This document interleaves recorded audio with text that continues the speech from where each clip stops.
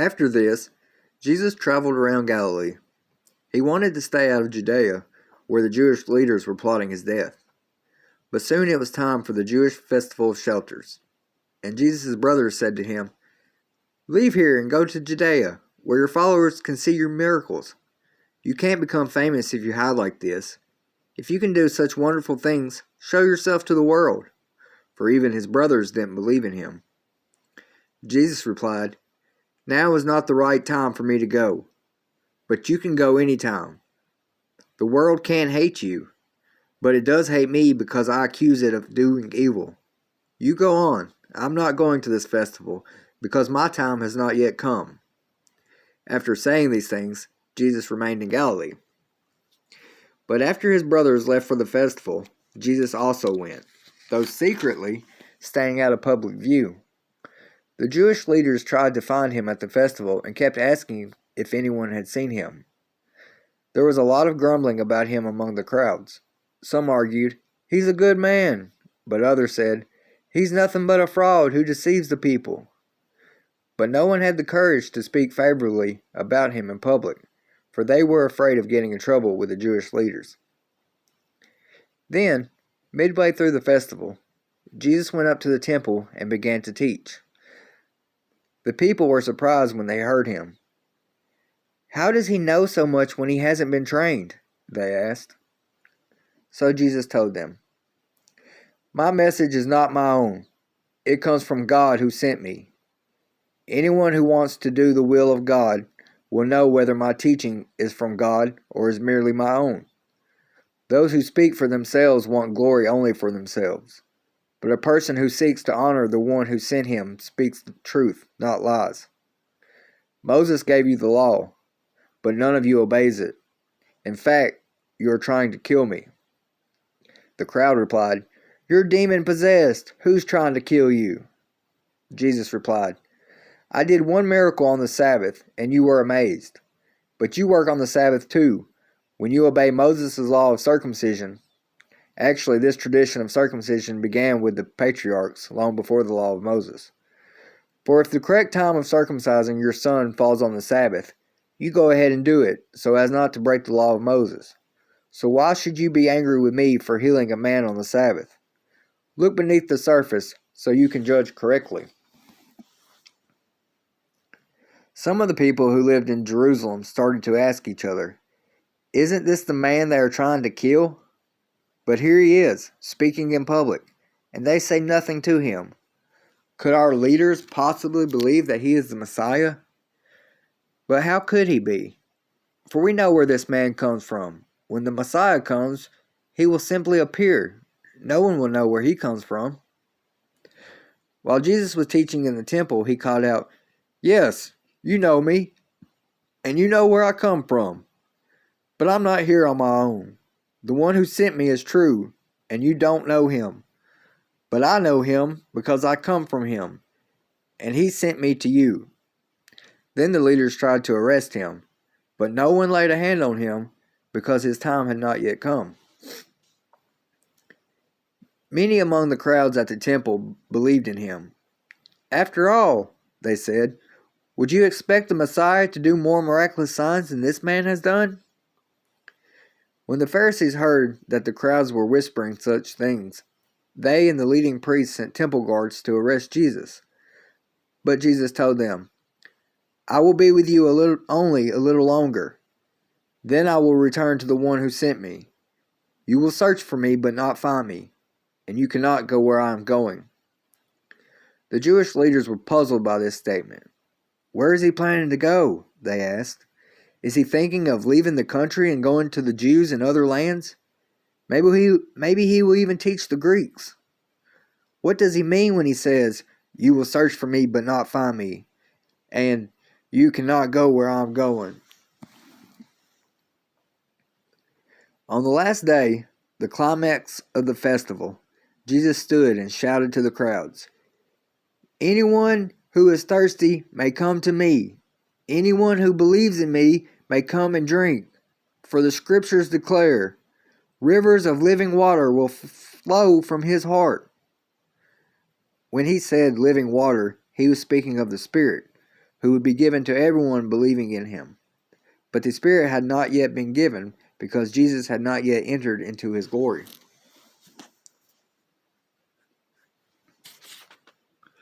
When the crowds heard him say this, some of them declared, "Surely this man is the prophet we've been expecting." Others said, "He is the Messiah." Still others said, "But he can't be. Will the Messiah come from Galilee? For the scriptures clearly state that the Messiah will be born of the royal line of David in Bethlehem, the village where King David was born." So the crowd was divided about him. Some even wanted him arrested, but no one laid a hand on him. When the temple guards returned without having arrested Jesus, the leading priests and Pharisees demanded, "Why didn't you bring him in? We have never heard anyone speak like this," the guards responded. "Have you been led astray too?" the Pharisees mocked.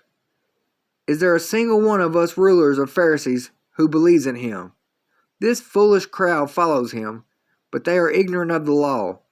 God's curse is on them." Then Nicodemus, the leader who had met with Jesus earlier, spoke up. "Is it legal to convict a man before he is given a hearing?" he asked. They replied, "Are you from Galilee too? Search the scriptures and see for yourself. No prophet ever comes from Galilee." Then the meeting broke up and everybody went home. Jesus returned to the Mount of Olives, but early the next morning he was back again at the temple. A crowd soon gathered, and he sat down and taught them. As he was speaking, the teachers of religious law and the Pharisees brought a woman who had been caught in the act of adultery. They put her in front of the crowd. "Teacher," they said to Jesus, "this woman was caught in the act of adultery. The law of Moses says to stone her. What do you say?" They were trying to trap him into saying something they could use against him, but Jesus stooped down and wrote in the dust with his finger. They kept demanding an answer, so he stood up again and said, "All right, but let the one who has never sinned throw the first stone." Then he stooped down again and wrote in the dust. When the accusers heard this, they slipped away one by one, beginning with the oldest, until only Jesus was left in the middle of the crowd with the woman. Then Jesus stood up again and said to the woman, "Where are your accusers? Didn't even one of them condemn you?" "No, Lord," she said.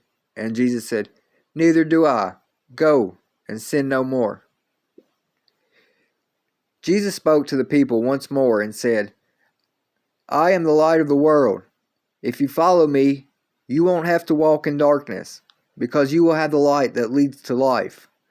The Pharisees replied, "You are making those claims about yourself. Such testimony is not valid." Jesus told them, "These claims are valid, even though I make them about myself. For I know where I came from, and where I am going. But you don't know this about me. You judge me by my human standards, but I do not judge anyone. And if I did, my judgment would be correct in every respect, because I am not alone. The Father who sent me is with me. Your own law says that if two people agree about something, their witness is accepted as fact. I am one witness, and my Father who sent me is the other." "Where is your Father?" they asked. Jesus answered, "Since you don't know who I am, you don't know who my Father is. If you knew me, you would also know my Father." Jesus made these statements while he was teaching in the section of the temple known as the treasury. But he was not arrested because his time had not yet come. Later, Jesus said to them again, "I am going away. You will search for me, but will die in your sin. You cannot come where I am going." The people asked, "Is he planning to commit suicide? What does he mean, you cannot come where I am going?" Jesus continued, "You are from below, I am from above. You belong to this world, I do not. That is why I said that you will die in your sins. For unless you believe that I am who I claim to be, You will die in your sins." "Who are you?" they demanded. Jesus replied, "The one I have always claimed to be. I have much to say about you and much to condemn, but I won't, for I say only what I have heard from the one who sent me, and he is completely truthful." But they still didn't understand that he was talking about his Father. So Jesus said, "When you have lifted up the Son of Man on the cross, then you will understand that I am he. I do nothing on my own, but say only what the Father taught me. And the one who sent me is with me. He has not deserted me, for I always do what pleases him." Then many who heard him say these things believed in him. Jesus said to the people who believed in him, "You are truly my disciples if you remain faithful to my teachings, and you will know the truth, and the truth will set you free." "But we are descendants of Abraham," they said. "We have never been slaves to anyone. What do you mean, you will be set free?" Jesus replied, "I tell you the truth. Everyone who sins is a slave of sin. A slave is not a permanent member of the family, but a son is part of the family forever. So if the Son sets you free, you are truly free. Yes, I realize that you are descendants of Abraham, and yet some of you are trying to kill me because there's no room in your hearts for my message. I am telling you what I saw when I was with my father, but you are following the advice of your father." "Our father is Abraham," they declared. "No," Jesus replied, "for if you were really the children of Abraham, you would follow his example. Instead, you are trying to kill me because I told you the truth, which I heard from God. Abraham never did such a thing." "No, you are imitating your real father," they replied. "We aren't illegitimate children. God himself is our true father." Jesus told them, "If God were your father, you would love me, because I have come to you from God. I am not here on my own, but he sent me. Why can't you understand what I am saying? It's because you can't even hear me. For you are the children of your father, the devil, and you love to do the evil things he does. He was a murderer from the beginning. He has always hated the truth, because there is no truth in him. When he lies, it is consistent with his character, for he is a liar and the father of lies. So when I tell the truth, you just naturally don't believe me. Which of you can truthfully accuse me of sin? And since I am telling you the truth, why don't you believe me? Anyone who belongs to God listens gladly to the words of God, but you don't listen because you don't belong to God." The people retorted, "You Samaritan devil, didn't we say all along that you were possessed by a demon?" "No," Jesus said, "I have no demon in me, for I honor my Father, and you dishonor me. And though I have no wish to glorify myself, God is going to glorify me. He is the true judge. I'll tell you the truth. Anyone who obeys my teaching will never die." The people said, "Now we know you are possessed by a demon. Even Abraham and the prophets died, but you say anyone who obeys my teaching will never die. Are you greater than our father Abraham? He died, and so did the prophets. Who do you think you are?" Jesus answered, "If I want glory for myself, it doesn't count. But it is my Father who will glorify me. You say, he is our God, but you don't even know him. I know him. If I said otherwise, I would be as great a liar as you. But I do know him and obey him. Your father Abraham rejoiced as he looked forward to my coming. He saw it and was glad." The people said, "You aren't even 50 years old. How can you say you have seen Abraham?" Jesus answered, "I tell you the truth. Before Abraham was even born, I am." At that point, they picked up stones to throw at him, but Jesus was hidden from them and left the temple.